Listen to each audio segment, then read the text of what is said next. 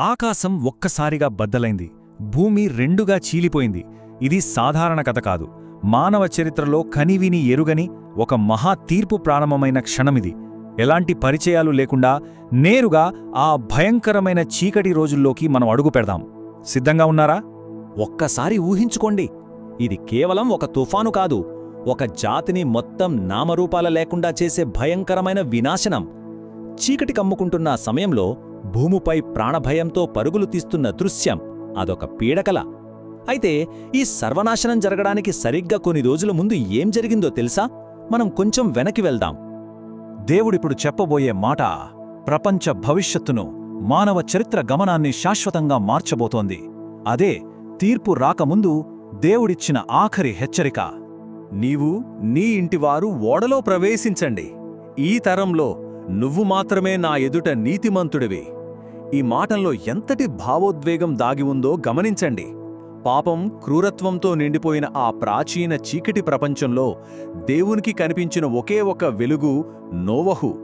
అందుకే రాబోయే ఆ మహాప్రళయం నుంచి అతన్ని, అతని కుటుంబాన్ని రక్షించాలని దేవుడు నిర్ణయించుకున్నాడు. కాని అస్సలు ఉత్కంఠభరితమైన విషయం ఇప్పుడు మొదలవుతోంది. ఓడలోకి కేవలం మనుషులే కాదు, 7 జతల పవిత్ర జంతువులు, 1 జత అపవిత్ర జంతువులు, అలాగే ఆకాశపు పక్షులు, ఇవన్నీ భూమి మీద అంతరించిపోకుండా జాగ్రత్తగా లోపలికి చేర్చాలి. సమయం చూస్తే అస్సల్లేదు. ఆ అపారమైన జీవరాశిని ఒక్కచోట చేర్చడానికి మిగిలి ఉన్న టైం చాలా చాలా తక్కువ. ఇక్కడ మనకి గూస్ బంప్స్ తెప్పించే విషయం ఒకటుంది. అదే ఆ ఖచ్చితమైన గడువు 7 రోజులు. అవును, మానవాళికి మిగిలి ఉన్నది కేవలం ఒకే ఒక్క వారం. బయట ఉన్న ప్రపంచానికి ఆ విషయం ఏమాత్రం తెలియదు. కానీ ఆకాశం బద్దలవటానికి సరిగ్గా 7 రోజులు మాత్రమే మిగిలి ఉందని నోవహుకు తెలుసు. ఆ ఉత్కంఠభరితమైన క్షణాలు ఎలా ఉన్నాయో ఇప్పుడు చూద్దాం. ఇప్పుడు ఈ భారీ చెక్క తలుపులు మూసుకుపోతే ఆ పాత ప్రపంచం కోసం అవి మళ్లీ ఎప్పటికీ తెరుచుకోవు. ఆ చారిత్రాత్మకమైన మహాప్రవేశం ఎలా జరిగిందో ఇప్పుడు తెలుసుకుందాం. ఇది ఏదో కల్పిత కథ కాదు అనడానికి ఇదే పెద్ద సాక్ష్యం. నోవహు వయసు 600 సంవత్సరాలు. 2వ నెల 17వ రోజు. ఒక నిర్దిష్టమైన భయంకరమైన రోజును ఇది మన కళ్లకు కడుతోంది. ప్రతి సెకను మానవాళి అంతానికి ఒక కౌంట్డౌన్లా ఆ రోజు గడిచిపోతోంది. ఒక్కసారి ఆ దృశ్యాన్ని ఊహించుకోండి. ముందుగా నోహు కుటుంబం ఆ ఓడలోకి అడుగుపెట్టింది. ఆ తర్వాత నలుదిక్కుల నుంచి, అడవుల నుంచి సకల జీవరాశులు జతలు జతలుగా ఆ ఓడవైపు కదిలివస్తున్నాయి. అదొక భారీ సినిమాటిక్ దృశ్యం కదూ. చిట్టచివరి జంతువు కూడా ఆ చెక్క పలకల గుండా లోపలికి వెళ్తున్నప్పుడు ఉద్రిక్తత తారాస్థాయికి చేరుకుంది. బయట ఉన్న ప్రపంచం ఇంకా చాలా సాధారణంగానే ఉంది, ఏమీ జరగనట్టుగా. కాని కొన్ని క్షణాల్లో అన్నీ తలకిందులు కాబోతున్నాయి. ఆ తీర్పుకు ముందు ఆవరించిన భయానక వాతావరణం ఎలా ఉందో గమనిద్దాం. 7 కేవలం 7 రోజుల నిశ్శబ్దం. ఓడలోపల ఉన్న నోవహు కుటుంబం ఆ భారీ తలుపుల వెనుక మూయబడి ఉంది. బయట ఒక్క నీటి చుక్క కూడా పడలేదు. ఆ 7 రోజులు అంతా సైలెంట్. ఒక విధమైన భయానకమైన ప్రశాంతత. రాబోయే ఆ మహాప్రళయానికి ఇదే ముందస్తు హెచ్చరికన్మాట. అప్పుడు దేవుడతన్ని లోపల మూసివేశాడు. ఈ వాక్యంలో ఉన్న బరువు మాటల్లో చెప్పలేనిది.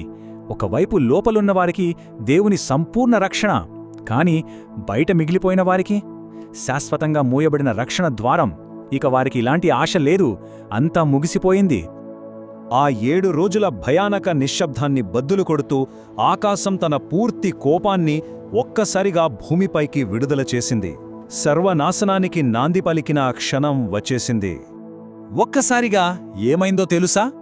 భూమి అడుగున ఉన్న మహాసముద్రాల ఊటలు పెద్ద పేలుడుతో పైకి ఎగజిమ్మాయి. అదే సమయంలో ఆకాశపు కిటికీలు తెరవబడి మేఘాలు ఒకేసారి బద్దలయ్యాయి. కిందనుంచి పైకి, పైనుంచి కిందకు ఎటు చూసినా నీరే. ఆ మహాజలాల హోరు, ఆర్తనాదాలు. అప్పటివరకు మామూలుగా ఉన్న ప్రపంచం ఒక్క ఉదుటున నరకంగా మారిపోయింది. 40 పగళ్ళు, 40 రాత్రులు. ఒక్క క్షణం ఆగి ఆలోచించండి. మనకి 1 గంట భారీ వర్షం పడితేనే సిటీలు మునిగిపోతాయి. అలాంటిది 1 రోజు కాదు, 2 రోజులు కాదు, 40 రాత్రులు పగళ్ళు ఆకాశం విరుచుకు పడుతూనే ఉంది. ఎడతెగని ఈ విధ్వంసం భూమిపై ఉన్న ఆనవాళ్లన్నిటినీ పూర్తిగా తుడిచిపెట్టేస్తోంది. ఇప్పుడు అస్సలు భయంకరమైన వాస్తవం. నీటి మట్టం అత్యంత వేగంగా భయంకరంగా పెరుగుతోంది. ఇప్పుడు బయట ఉన్న ఏ ఒక్కరికీ తప్పించుకునే మార్గమే లేదు. కొండలపైకి పరిగెత్తిన లాభం లేదు. ఇక్కడ రెండు పూర్తి భిన్నమైన వాస్తవాలు మన కళ్ల ముందున్నాయి. బయట చూస్తే ఆర్తనాదాలు, చెట్లను పట్టుకుని ప్రాకులాడుతున్న ప్రజలు, నీటిలో మునిగిపోతున్న పర్వతాలు. అదొక హృదయ విదారకమైన దృశ్యం. కాని లోపల ఆ చెక్క ఓడలో నోవహు, అతని కుటుంబం, జంతువులు ఆ వినాశనపు జలాలపైనే దేవుని రక్షణలో ఎంతో సురక్షితంగా పైకి లేపబడుతున్నారు. 15 ఈ అంకె వెనుక ఉన్న వాస్తవం వింటే వెన్నును జలధరిస్తుంది. భూమిపై ఉన్న అత్యంత ఎత్తైన పర్వత శిఖరాలు కూడా పూర్తిగా నీట మునిగిపోయాయి. అంతటితో ఆగలేదు. ఆ శిఖరాల పైన 15 మూరల ఎత్తున నీరు ప్రవహించింది. దేవుని తీర్పు నుంచి తప్పించుకోవడానికి ఈ సృష్టిలో ఒక్క అంగుళం నేల కూడా మిగలలేదని అర్థమవుతోంది కదూ. నేలపై శ్వాస పీల్చే ప్రతి ప్రాణి అంతమైపోయింది. మనుషులు, పక్షులు, అడవి జంతువులు, నేలపై ప్రాకే ప్రతి జీవి ఆ మహాజలాల్లో కలిసిపోయాయి. ఒకప్పుడు ఎంతో సందడిగా ఉన్న ఆ ప్రాచీన ప్రపంచం ఇప్పుడొక మహా శ్మశానంగా మారిపోయింది. ప్రాణమున్నది కేవలం ఆ ఓడలో ఉన్నవారికి మాత్రమే. ఇది తలుచుకుంటేనే గుండె బరువెక్కుతుంది కదా. ప్రపంచమంతా మునిగిపోయింది. ఆ భయంకరమైన వర్షం ఆగిన తర్వాత అంతా నిశ్శబ్దం. ఆ అనంతమైన జలరాశి మధ్యలో మిగిలిన ఒకే ఒక చిన్న ఓడ ఇంకా తేలుతోంది. ఆ దృశ్యాన్నిప్పుడు విశ్లేషిద్దాం. 150 రోజులు ప్రళయం ఆగిన తర్వాత కూడా ఆ మహాజలాలు భూమి మీద ఏకంగా 150 రోజులపాటు అలాగే ఉండిపోయాయి. ఆ జల ప్రళయం మధ్య చుట్టూ ప్రాణం లేని ప్రపంచాన్ని చూస్తూ ఒంటరిగా జీవించడం ఎంతటి భయానకమైన, భారమైన అనుభవమో కదా. అది కేవలం శారీరక మనుగడ మాత్రమే కాదు, ఎవరూ భరించలేనంత మానసిక ఒంటరితనం.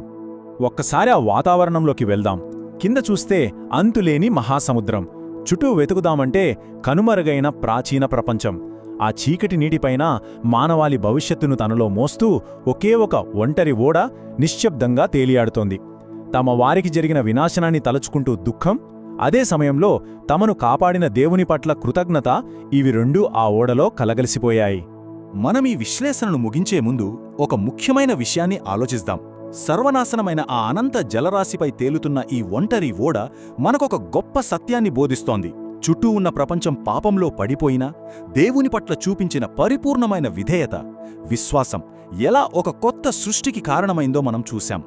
భయంకరమైన తీర్పులో కూడా దేవుడు తనని నమ్మిన వారికి ఎల్లప్పుడూ ఒక రక్షణ మార్గాన్ని ఉంచుతాడని ఈ ఓడ ఒక సాక్ష్యంగా మిగిలిపోయింది. ఈ సత్యాన్ని ఒక్కసారి మనసులో ఊహించుకోండి.